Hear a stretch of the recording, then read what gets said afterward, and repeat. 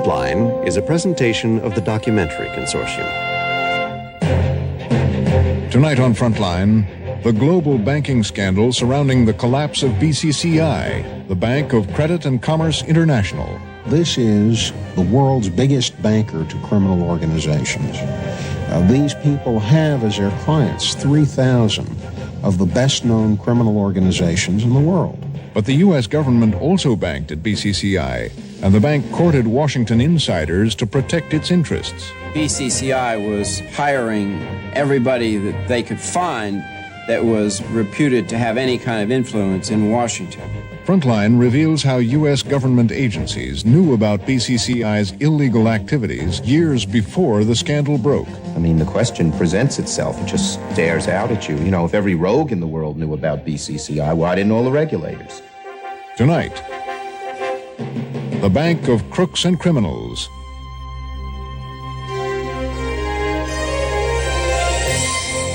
With funding provided by the financial support of viewers like you, and by the Corporation for Public Broadcasting. This is Frontline.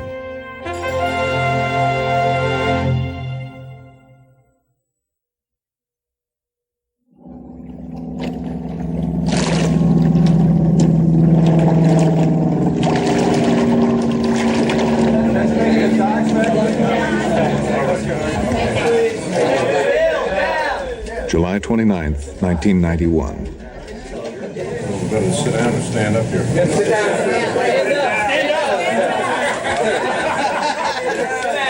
Stand up. New York District Attorney Robert Morgenthau holds a crowded, chaotic press conference. This indictment spells out the largest bank fraud in world financial history.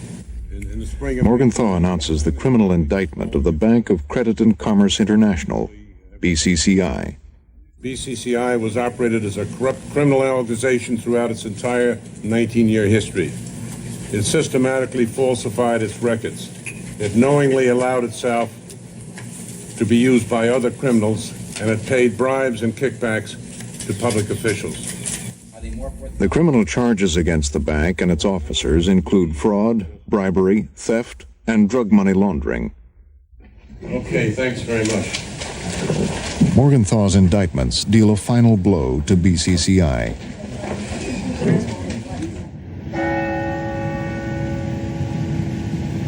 Just 3 weeks earlier, British regulators had abruptly closed BCCI, which was headquartered in London.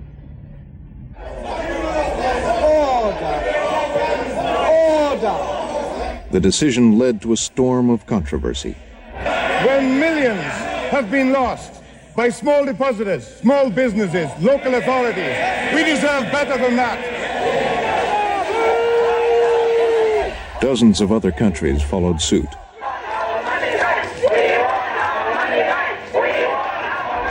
And millions of depositors all over the world lost their savings.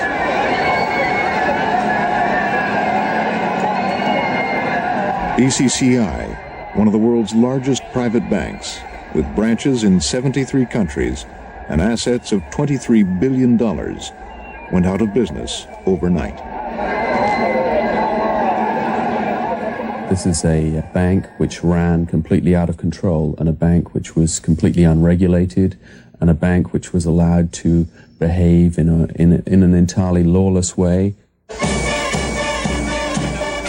BCCI had a secret client list that was a who's who of global villains. Iraq's Saddam Hussein, Filipino strongman Ferdinand Marcos, Colombian cocaine baron Pablo Escobar, Panamanian dictator Manuel Noriega, and Hezbollah, the Islamic fundamentalists who blew up hundreds of U.S. Marines in their Beirut barracks. Now, the BCCI culture was a culture in which arms traffickers and drug traffickers and governments and intelligence agencies flourished. And that culture came to Washington and merged up, linked up with Washington culture. BCCI also courted the influence of world leaders, Henry Kissinger, British Prime Minister James Callaghan, UN Secretary General Javier Pérez de Cuellar, China's Deng Xiaoping, and President Jimmy Carter, among many others. Prominent Americans, including President Carter, were used to induce foreign governments to put their governmental deposits in BCCI, to run up the BCCI's balance, so BCCI could literally loot treasuries of a number of foreign nations. For years, while BCCI was laundering drug money and funding arms traffickers and terrorists, even assisting in the proliferation of nuclear weapons, the United States government was also banking at BCCI. Money for Iran-Contra arms deals flowed through BCCI. I do. And the CIA regularly used BCCI to fund its covert operations, even though the agency knew about the bank's illegal activities. Well, I'm pleased to nominate Robert Gates. CIA Director Robert Gates was privately calling BCCI the bank of crooks and criminals at least 3 years before the scandal broke. It's possible that at some point we'll find out that there were organs of this government or other governments that were involved in this bank from its inception. BCCI was the world's most extraordinary bank. Its criminality and political influence were unprecedented. How could this illegal global enterprise operate with impunity for nearly 2 decades? And if you can trace the money from where it went into BCCI to where it came out, I think we'll discover all sorts of amazing things about the world, the underworld of the world.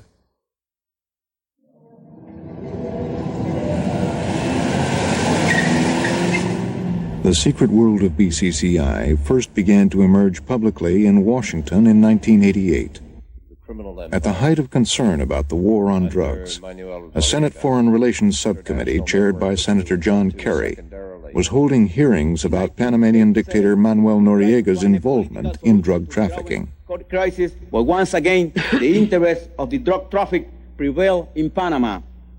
Last year, the principal witness in this affair was Jose Blandón. Jose Blandón is a man who was the Panamanian Consul General in New York, a close associate of Noriega. Jack Blum was the committee's chief investigator. And Blandón, in the course of that testimony, told us about the criminal empire of General Noriega. He drew a chart, and part of that chart showed BCCI as part of the criminal empire. Frankly, we stumbled onto BCCI as just the name of a bank that came out in the course of testimony from one of our witnesses. We then followed up on that and began to look at the relationship between the bank and General Noriega, and one thing led to another. I found a former executive of BCCI, well-placed, who knew quite a bit about the bank. And on a completely off-the-record basis, I sat down with him, and he said, look, it's not just Noriega. This is the world's biggest banker to criminal organizations. These people have as their clients 3,000 of the best-known criminal organizations in the world. This is Jack Blum. So I called the U.S. attorney in Miami, who was working the case on Noriega, and he said, look, we don't have anything going on with this bank, but my understanding is there is an operation in Tampa, and the bank is very much part of it. In Tampa, Blum discovered that the U.S. Customs Service, headed by William von Raab, was running an undercover investigation of money laundering by Colombian drug traffickers. The sting operation called Sea Chase had begun to focus on BCCI. BCCI was knowingly involving itself in money laundering, and they had some ideas of how to improve it. They didn't, of course, know the customs agents were federal agents. They thought they were just another bunch of crooks. In October 1988, Operation Sea Chase culminated in the indictment of 84 people, including 9 BCCI officers and several top Colombian cocaine dealers. Officials called it the most successful drug money laundering case ever. What is really important here is that we have indicted an international financial institution without whose assistance the types of institutions These second-rate punks could not even survive, no less thrive, in this situation. After the arrests in Tampa, control of the case moved to the Justice Department in Washington. Justice was less than enthusiastic about it in Washington because they just didn't seem to appreciate its importance. And I explained to them that this was no ordinary bank, that there were extraordinary things happening, and that whatever they were doing, they shouldn't be in the business of just looking at the facts of the sting. They should broaden their take to include the worldwide scope of the bank's business. At the Department of the Treasury, which regulates banks in the United States, Von Raab says he found the same kind of indifference. Well, the Treasury Department, at its highest levels, meaning the Secretary of the Treasury, really didn't understand crime, particularly as it related to banking. Go to work. Here we go. Thank you all very much. And they just find it very difficult to switch gears and realize that apart from violating regulations, you could actually have a bank that was a major criminal enterprise. But it was later revealed that the Treasury Department had known for years that BCCI was a major criminal enterprise. In 1985, Treasury Secretary Donald Regan received a CIA memo noting the bank's illegal secret control of a large American bank. Regan took no action. The following year, the Treasury Department, then headed by James Baker, received another CIA report on BCCI's secret involvement in U.S. banking. I called the CIA, asking them for a little bit more information about BCCI. Who'd you talk to over there? I talked to Bob Gates, and I asked him if he'd heard of BCCI. I told him what we were doing, and I asked him for any information he might have, and he said that he had heard of it. As a matter of fact, he had heard that it was known colloquially as the Bank of Crooks and Criminals International. To defend itself against the drug money laundering charges in the Tampa case, BCCI turned to its lead Washington attorneys, former Defense Secretary Clark Clifford and his protege Robert Altman. Clifford and Altman assembled a $45 million defense team, which included several former top Justice Department officials. Well, we're talking now about very senior former prosecutors who are part of the defense team, who are talking to everybody in the line of authority at the Department of Justice, talking about what a terrible mistake it is to go after this bank, how this is an isolated piece of business confined to these few employees in Tampa, and that really the bank is making a massive effort to clean it up, and you really don't have to come after us, pursue us, or chase us.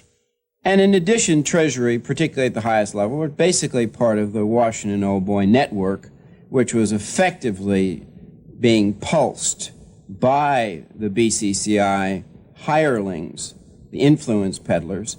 And I think that effort to start to pulse that Old Boy Washington network finally got to Treasury. Von Raab says Treasury officials removed him from the case soon after the indictments in Tampa.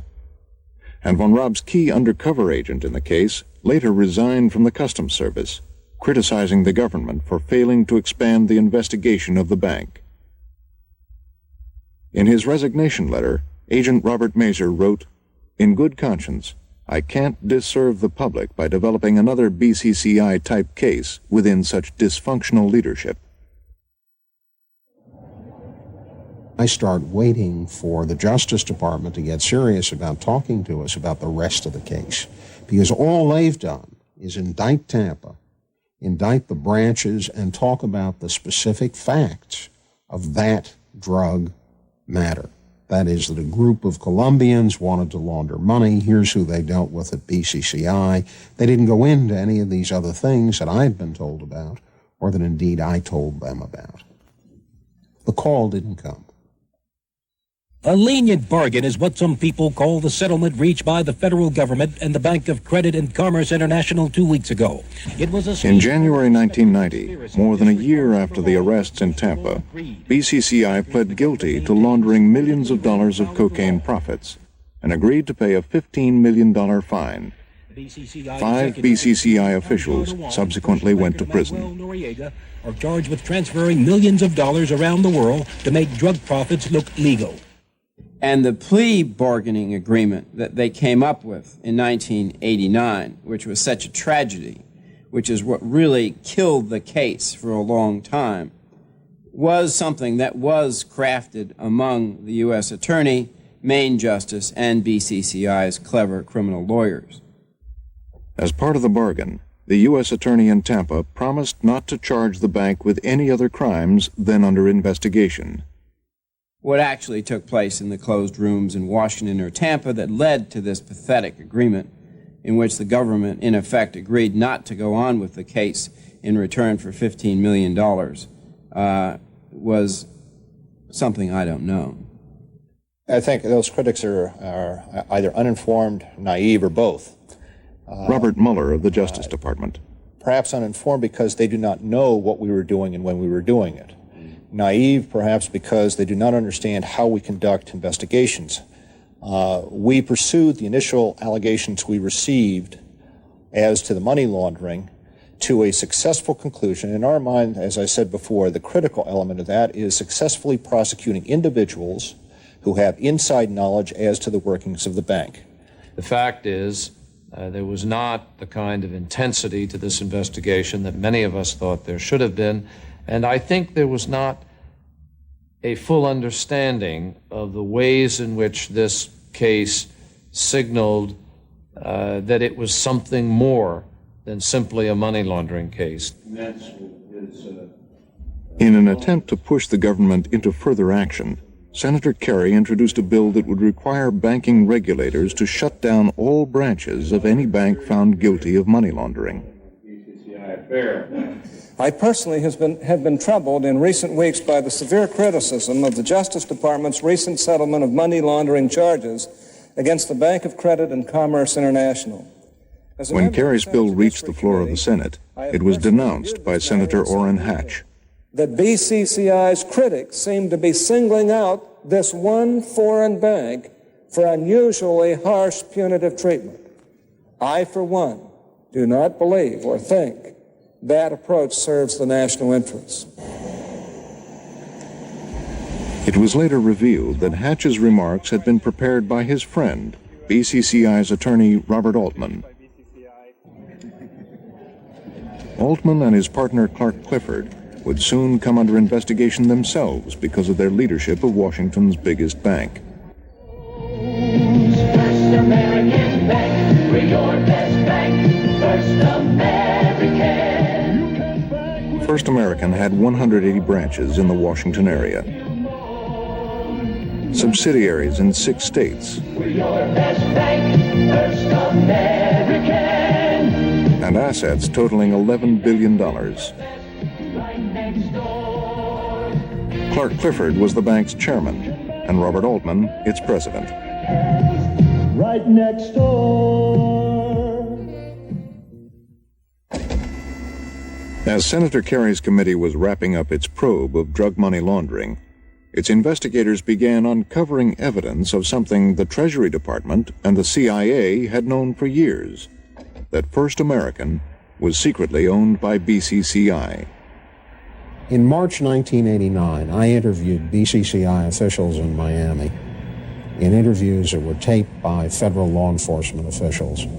And they said that First American was, for all intents and purposes, part of BCCI and its worldwide operation. The question I now have is, how could the CIA have used First American to the degree it did if it was so fully controlled by this group of criminals?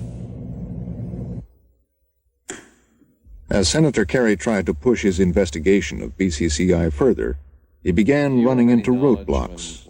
We've acknowledged publicly from day one that there were efforts to try to slow us down. There were people who wanted us to stay. All kinds of things went on. There's nothing easy in pulling together various agencies and then making some of the choices when you're as outgunned in many ways. Bad term, probably, but Kerry says his investigation was hindered by the lobbying of BCCI's lawyers, by the reluctance of the CIA and other agencies to share information, and finally, by the Senate leadership. And it wasn't for lack of wanting it to happen. It was just rough. I mean, really rough. I mean, I went to Biden, I went to Regal, I went to Mitchell. We tried to get a select committee. We tried to get and John Hines, before he was killed, and I were working on putting a special committee together to do it. And, I'd gotten some friends outside of the Senate to talk to him, to get him. I mean, we worked, but it was like pulling teeth. I decided something had to be done to ensure that this investigation stayed the course, that something really happened. And it was at that point I went to New York and met with Bob Morgenthau. The man Jack Blum went to see was the district attorney for New York County, Robert Morgenthau, a man with a lifetime of experience in the secrets of Washington, high finance, and the drug war. Come on, Jimmy. Yeah, glad we got the good-looking guy on today. We're prosecuting 30,000 or more drug cases a year. We've got to cut off the economic rewards for that kind of dealing. I mean, it's important to prosecute the drug seller, but it's also important to prosecute the person who's supplying him with that drug and who's moving that money out of the country. Good morning, sir. Morgenthau's office at the Criminal Courts Building in Lower Manhattan is just blocks from another front of the drug war, Wall Street. New York is the financial capital of the world. On a quiet day, $3.5 trillion, that's $1 trillion, goes through here. So it's a natural place to launder drug money because you can put 10, 20, $30 million into that stream, and it doesn't even make a blip on the computer screen. Morgenthau had the legal and political pedigree for a case like BCCI. His father Henry was Franklin Roosevelt's Treasury Secretary. Robert Morgenthau became a Wall Street lawyer and was appointed U.S. Attorney by John Kennedy. In 1969, he was fired by Richard Nixon, who objected to Morgenthau's investigation of the illegal use of secret Swiss bank accounts. Well and faithfully discharged the duties of the Office of Special Assistant District Attorney. For the past 17 years, he has been New York's chief prosecutor. Yes. Okay. You're on the payroll. Have you written your brief? The New York County District Attorney's Office has a long-standing tradition, has gone on now since the 1930s, of honesty, incorruptibility, and highest integrity. And the incumbent in that office is a man who absolutely fit the mold. And as it happened, I knew him. I'd met him in the course of this investigation. Jack Blum came to see me, told me the subcommittee hearings had been terminated. There was evidence that a lot of money laundering in New York, which was not being pursued by the federal government.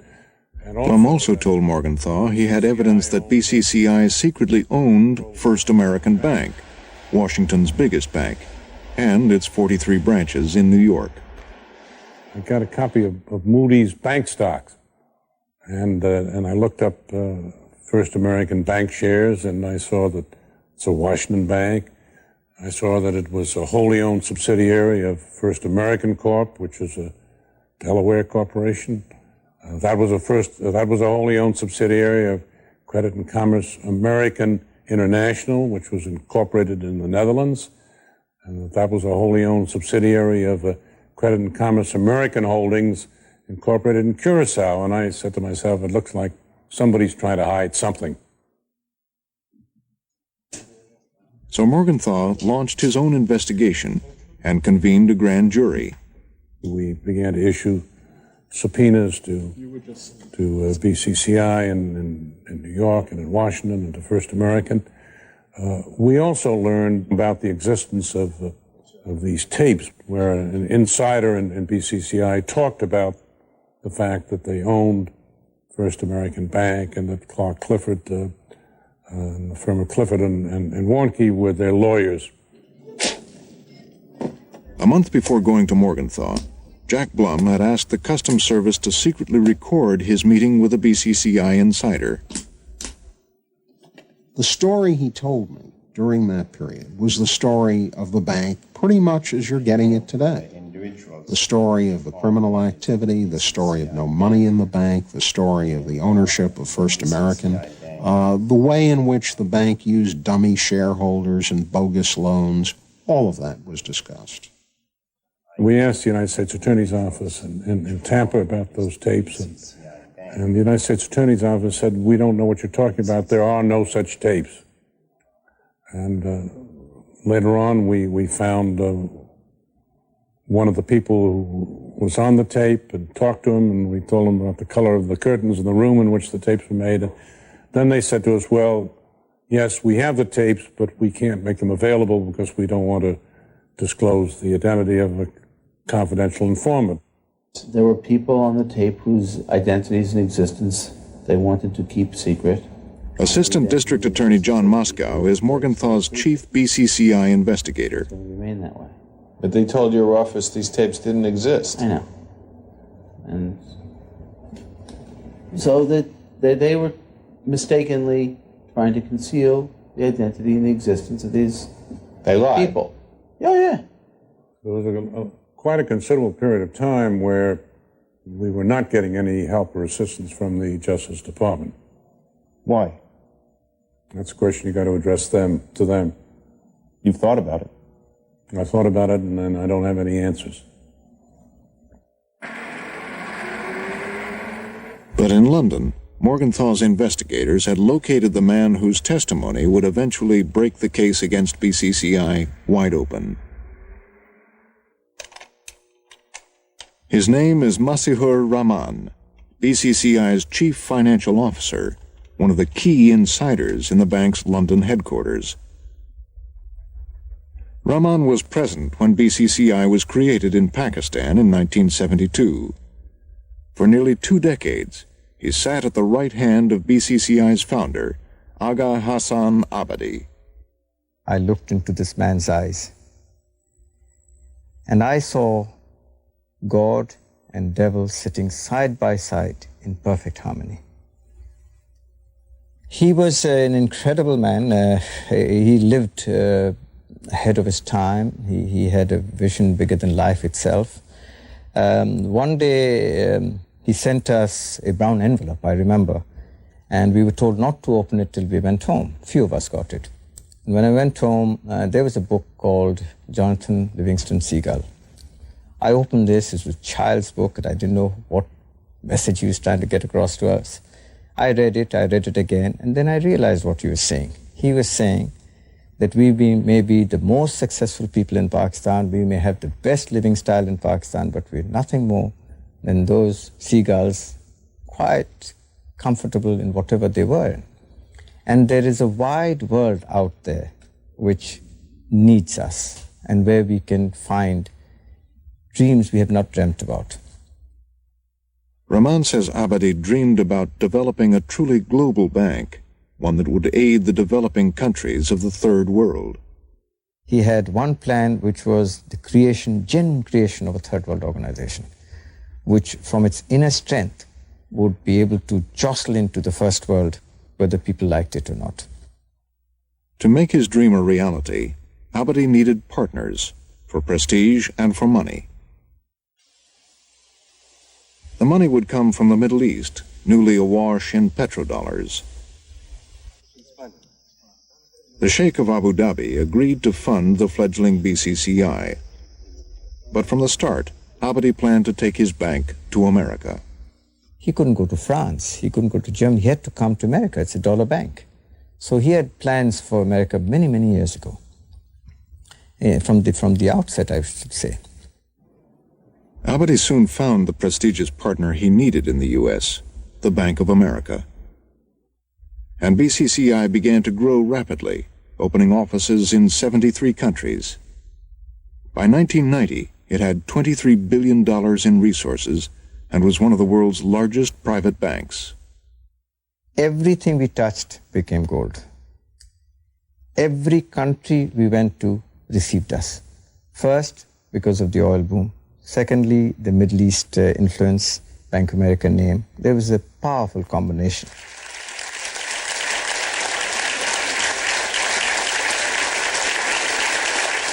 But behind Abadi's public plan for a global bank, says Rahman, lay a secret super plan. He wanted it now. He didn't want it tomorrow. He didn't want it 10 years down the line. He started BCC so late in his life that he wasn't going to wait for all this third world and all this to take shape in this organization. So he was going to cut corners.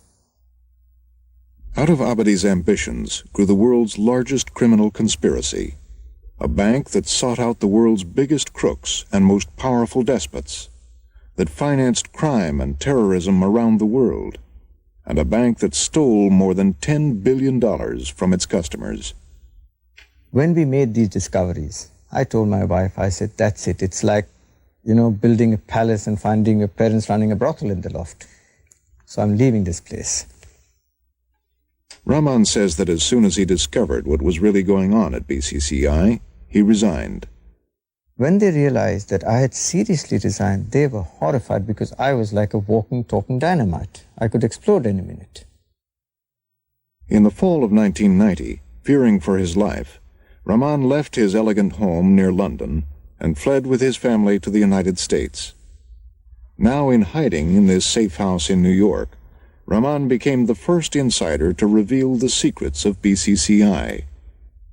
And he soon became Robert Morgenthau's star witness. He was of tremendous importance because he was the first one to give us an inside view of the corrupt practices of BCCI. In the spring of 1991, Rahman told Morgenthau's investigators about a secret BCCI internal audit, which would prove nearly $1 billion was missing from the bank. It was the tip that broke the case open. By July, Morgenthau had enough evidence to indict BCCI and its founder, Aga Hassan Abadi. We'll make more for you. We'll make more for you. Essentially on the same evidence that I gave to the prosecutors in Tampa, he went forward, and approximately a year and some later was in a position to indict key people at BCCI for the biggest bank fraud in the history of the world. The best estimate indicate that at this time that upwards of $5 billion has been lost through this fraud.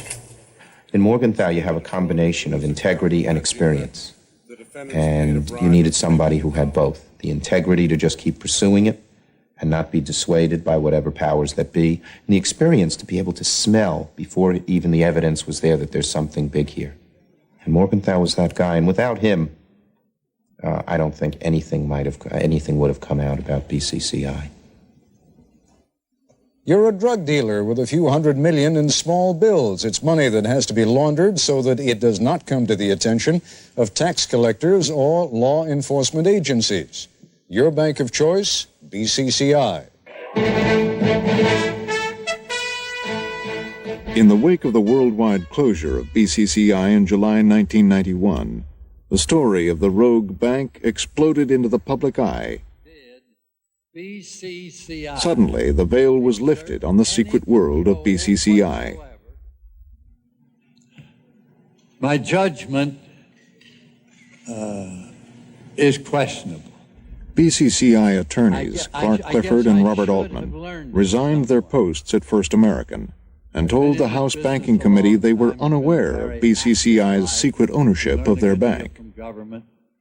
I guess I should have some way sensed it. I did not. The sum total of this committee's investigation is that you have been in bed with BCCI for at least 10 years. You're telling us all you got was a back rub. It would take a lot of naivete to accept your defense, which is in essence that you, Clark Clifford, is exactly what you called Ronald Reagan, an amiable dunce. And Mr. Clark Clifford, I don't believe that you are an amiable dunce. The Kerry Committee was rejuvenated and joined by other congressional probes. Given the strong indication, Representative Charles Schumer chairs the House Criminal Justice Subcommittee. What we're beginning to find out is that the investigations that were done in the past were at best inept, and at worst there was somebody saying, hey, hold your horses.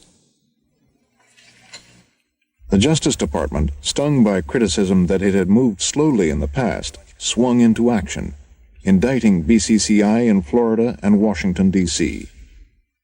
Today we're announcing an indictment of the Bank of Credit and Commerce International. Everybody ready? Then in December 1991, in simultaneous press conferences held in Washington and New York, Morgenthau and the Justice Department announced an historic plea bargain with BCCI.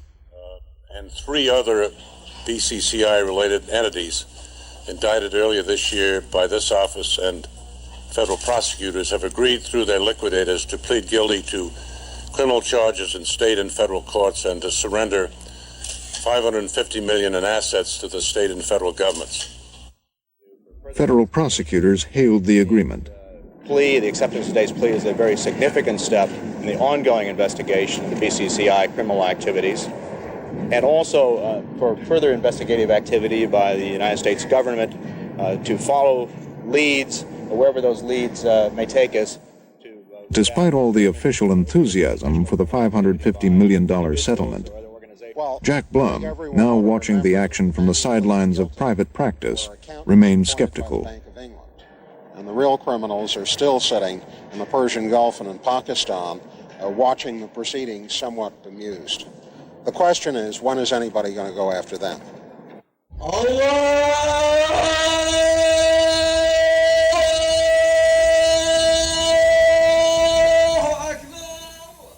As the new year dawned, investigators began looking hard at the Middle East, and in particular at this man, Kamal Adham. Kamal Adham is one of the most important figures in this entire affair because he shows up everywhere. Senate investigator David McCain. He is related to the Saudi royal family. He's a former chief of Saudi intelligence. He has massive investments in the Middle East, and he is clearly very close to the people at BCCI. During his years as the head of Saudi intelligence in the 1970s, the same period in which George Bush served as head of the CIA, Adham maintained close ties with American intelligence. Raymond Close, former CIA station chief in Saudi Arabia, told Frontline of his great respect and admiration for Adham. Close added that he shares these feelings with many other present and former officials of the United States government.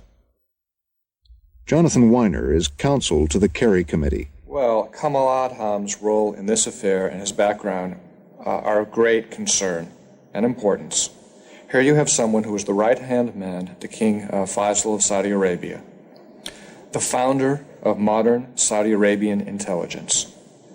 By public accounts, the CIA's principal liaison for the Central Intelligence Agency in the Arab world, a close friend of Egyptian President Anwar Sadat, who, according to press accounts, actually had Sadat on his payroll on behalf of the Central Intelligence Agency when Sadat was vice president of Egypt. Adham's connections to Anwar Sadat would become invaluable to the Americans. In 1978, President Jimmy Carter tried to negotiate peace between Egypt and Israel at Camp David. It was Kamal Adham who reportedly convinced Sadat that he had the secret backing of Saudi Arabia's King Fahd and that he should make a deal with the Israelis. President Carter will conclude this historic ceremony by signing the Treaty of Peace as a witness to the signatures of President Sadat and Prime Minister Begin. Despite the diplomatic success of Camp David, Kamal Adham's political fortunes in Saudi Arabia began to decline in the late 70s, and he left government service. He turned his attention to his private business ventures, including BCCI. He had just a tremendous number of business activities around the world. Very, very wealthy man. How much of that Christopher Byron profiled Adham in his column in New York Magazine. Kamal Adham began setting up all sorts of private business ventures around Europe, in the Middle East, some in the United States, often involving BCCI, of which he happened to be one of the largest single shareholders. a lot of his money for these ventures appears to have come from BCCI. Kamal Adam's entire background of intelligence, money, connivance, corridors of power has made him a fighter, made him greedy. He's a multi-millionaire in his own right before he started all this, and still he felt, let's piggyback this bank. In the late 70s, BCCI founder Aga Hassan Abadi and Kamal Adam began a campaign to penetrate the American banking system. BCCI would secretly purchase control of American banks by using frontmen and BCCI's growing political connections. Bert Lance is my friend. They began with President Carter's close friend, Bert Lance. Lance was under fire due to a banking scandal back in his native Georgia. Defended by attorneys Clark Clifford and Robert Altman, Lance fought to keep his post as Carter's budget director. I am fighting not only for myself and for my family, but also for our system. Lance was forced to resign. He returned to Georgia with his reputation in tatters and his financial situation precarious.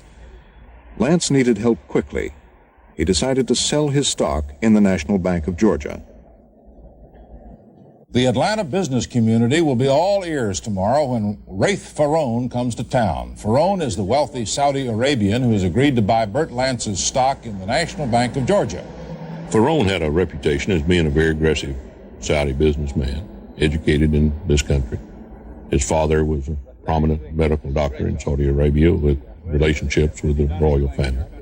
And so again, he came with awfully good credentials at that point in time. Faraone will be meeting with the bank boards of directors and hold a news conference. A key question likely to be asked is, why is Faraone willing to pay an apparently inflated price for Lance's stock? How did you first become attracted to this situation? Friends of ours that have been looking for it have advised us that they had a situation that looked attractive and that met our investment objectives, and this was the National Bank of Georgia. They put us in touch with Mr. Bert Lance, and we finalized the acquisition. Could you say what friends those were, sir? Yes, sir. This is the Mr.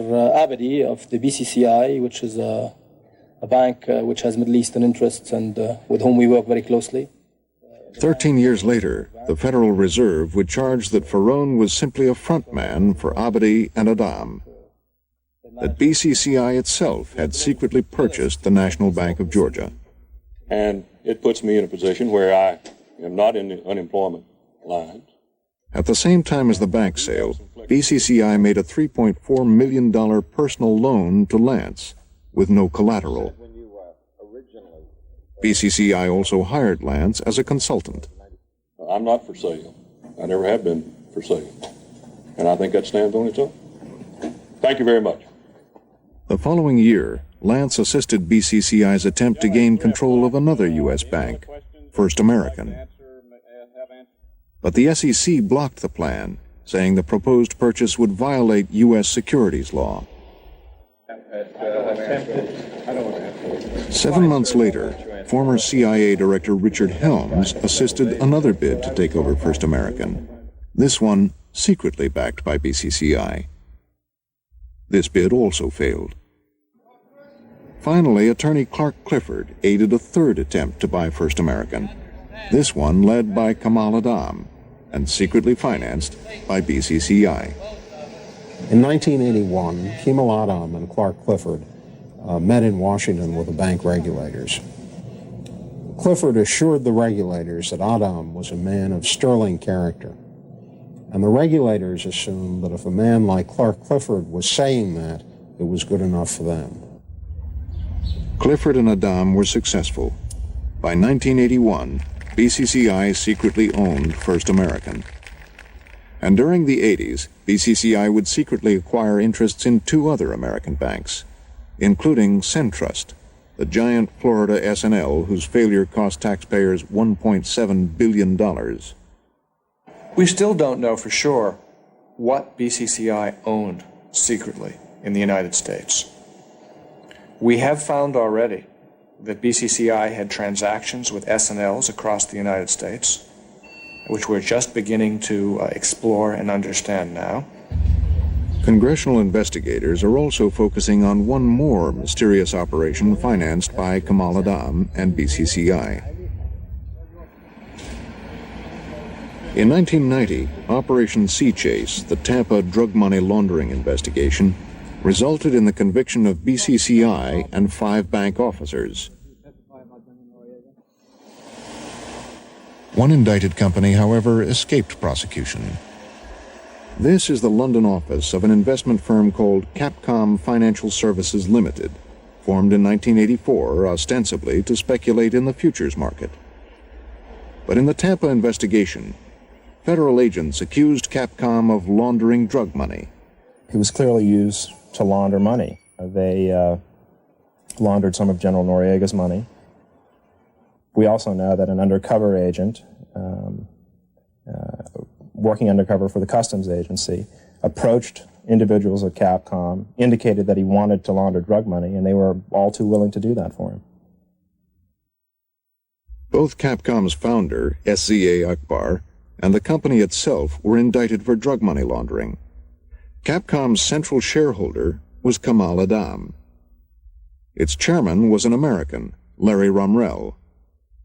Rumrell's associate, Robert Magnus, was also a director. This year at TCI, this looks good. We're spending over $600 million. The 2 Americans are also top executives of the world's largest operator of cable television systems, the $4 billion a year Telecommunications Incorporated.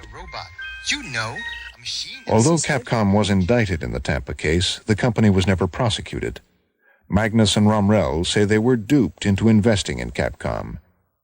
Neither man was ever questioned by the Justice Department.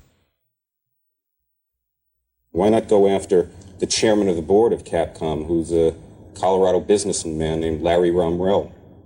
Well, I'm not going to get into the details of the investigations, but I did go through how we are wont to make cases in cases like this, where you need individuals and documents, not sound bites, not hearsay, not tidbits of information, but we're prosecutors and investigators. In order to proceed, we need evidence that we can take into court.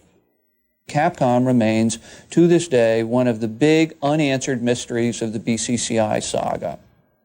I've yet to receive a convincing explanation that is consistent with the public record and what the law of the land is as to why Capcom was not prosecuted and treated similarly to every other indicted, named indicted individual and company in that Tampa drug money indictment. Last fall, as investigators began to focus on Capcom's central shareholder, Kamal Adam, he reached once more for a political connection to bolster his defense. Adam hired Edward Rogers, who signed a $600,000 contract to provide legal services.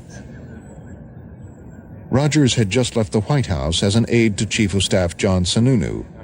When the story broke, President George Bush denounced the deal. Be beyond any perception of impropriety. What do you think he was selling to the Saudis except for access Ask him. I don't know what he's selling.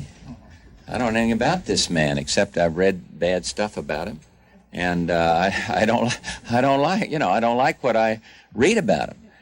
How a White House aide without criminal law experience winds up involved with one of these principal figures for the price of $600,000 raises its own set of questions. Who introduced them? Who suggested to him or gave him the belief that this guy could be helpful? How could he be helpful?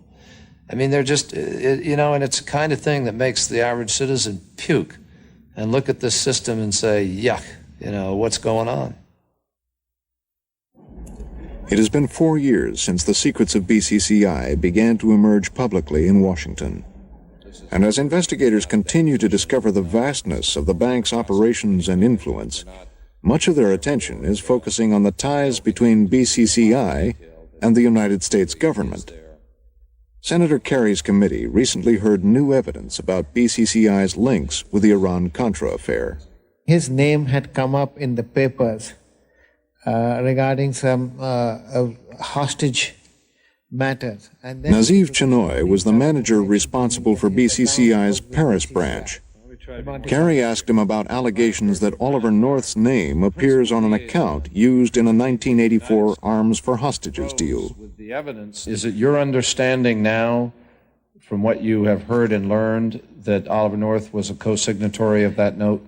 Yes, of that account, Devon Island? My attorneys had heard about it, and they questioned me a couple of months ago, or mentioned to me. And it seems that he was a signatory on that account. In fact, they've mentioned to me that account and 2 other accounts also.